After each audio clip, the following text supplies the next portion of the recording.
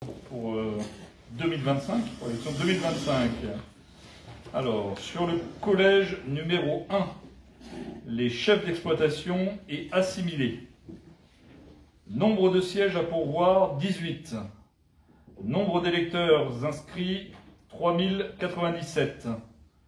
Nombre de votants, 1754.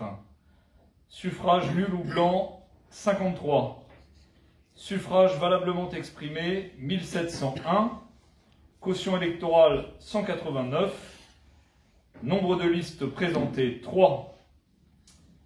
Alors, pour la Confédération paysanne, nombre de voix par liste, donc 128 voix en vote par correspondance. Le nombre de voix pour les votes par Internet, 185. Donc le nombre de voix pour la Confédération paysanne, 313. Le nombre de sièges attribués, 2. Pour la liste, donc je ne vous relis pas tout le collège.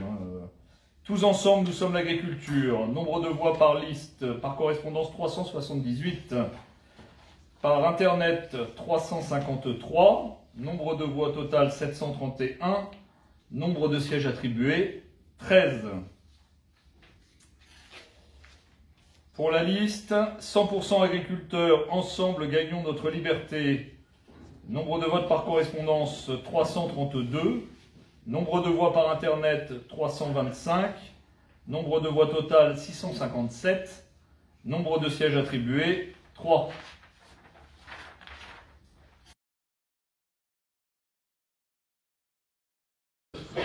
Aucune mesure de sécurisation des NPAI, donc n'habite pas à l'adresse indiquée, n'a été mise en place. Ceux-ci reviennent directement aux chambres d'agriculture qui sont jugées parties dans ces élections et qui possèdent les éléments pour voter à la place des électeurs. Cette situation crée les conditions d'une fraude électorale, d'autant que les listes électorales fournies par la MSA comportent de très nombreuses erreurs d'adresse. L'opacité de tous les éléments ayant trait au vote électronique qui sont du ressort exclusif d'une société privée et pour lesquels les organisations syndicales n'ont aucun moyen de contrôle, la sincérité du résultat des votes électroniques n'est pas assurée. C'est pourquoi la CGT porte réserve et se laisse toute possibilité de poursuite ultérieure, ou sinon c'est pour améliorer les prochaines élections, pour essayer que les listes soient diffusées suffisamment tôt, les listes électorales, que tout le monde reçoive bien les courriers correspondants et que tout le monde puisse voter normalement. Parce qu'il y a beaucoup de courriers qui sont revenus. Après les NPAI, ça arrive à la préfecture.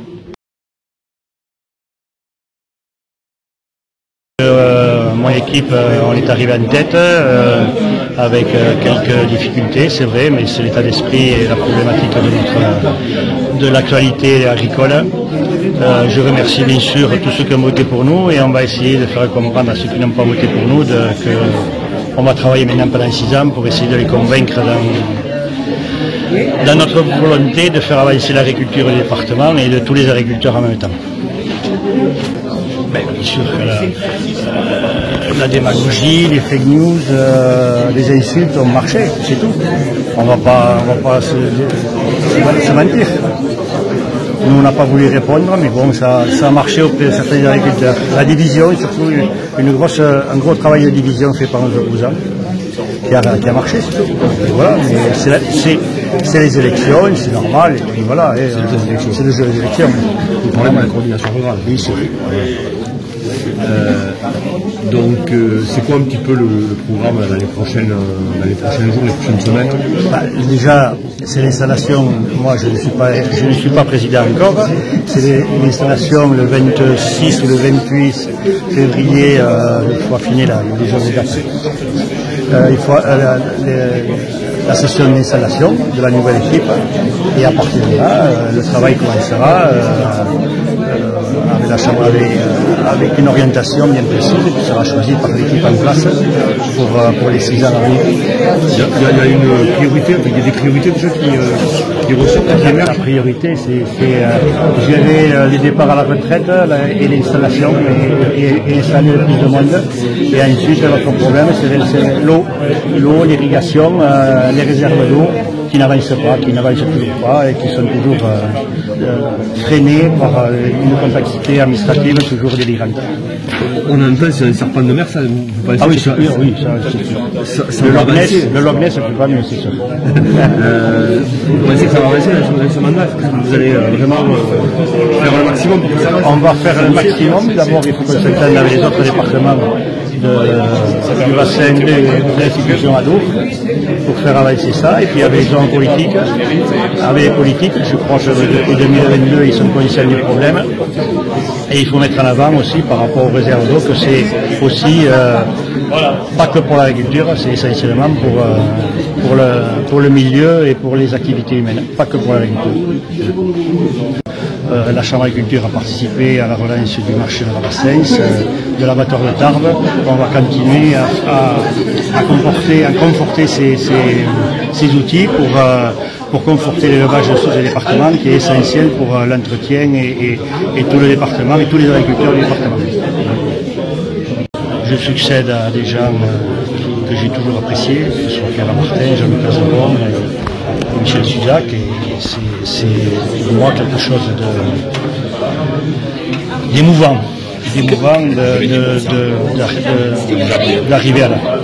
Quel président vous voulez être? Alors là, je serai le président d'une équipe. Donc. Moi, je veux être un président d'équipe, comme j'ai toujours fait, que ce soit la Fédé ou n'importe où. C'est constituer une équipe, c'est faire une transition entre les jeunes qui sont sur l'équipe pour dans 6 ans me succéder, pour leur faire comprendre qu'une chambre d'agriculture c'est quelque chose de très important pour l'agriculture départementale et il ne faut pas le négliger et que c'est un outil qui est formidable mais avec lequel on peut faire n'importe quoi. Et on a différents exemples en France, quand c'est mal fait, quand c'est mal mené, on va à la catastrophe.